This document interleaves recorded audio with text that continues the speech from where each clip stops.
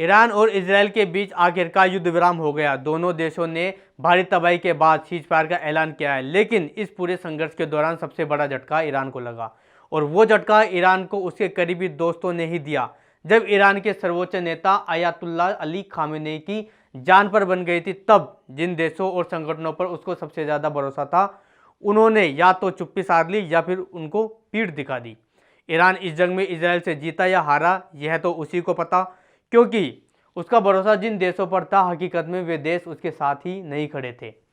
इसमें सबसे पहला नाम आता है हिजबुल्लाह। ईरान का सबसे वफादार समझा जाने वाला साथी हिजबुल्लाह का इस बार चौंकाने वाला रवैया सामने आया है और उसमें वह अमेरिका के आने के बाद नतमस्तक हो गया। इसके बाद हमास का नाम आता है, जिसमें शुरुआती में इजराइल के खिलाफ बयान तो दिए, लेकिन जब जंग अपने चरम पर पहुंची तो ईरान की मदद करने के लिए उसने कोई कदम नहीं उठाए।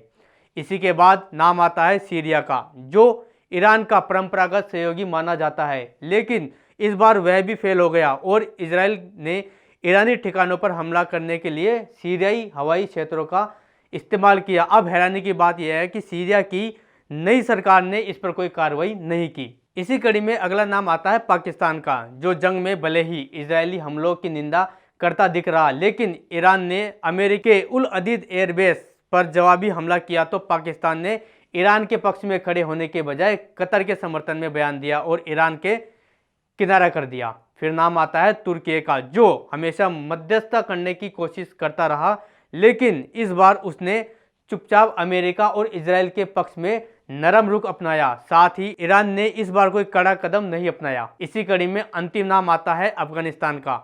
यहाँ से चौंकाने वाली हरकत सामने आई जब ईरान के रिवोल्यूशनरी गार्ड के अधिकारी अफगानिस्तान में शरण लेने की कोशिश कर रहे थे, तो वहाँ की खुफिया एजेंसी जीडीआई ने इंटरनल मीटिंग की सारी बातें मीडिया को लीक कर दी।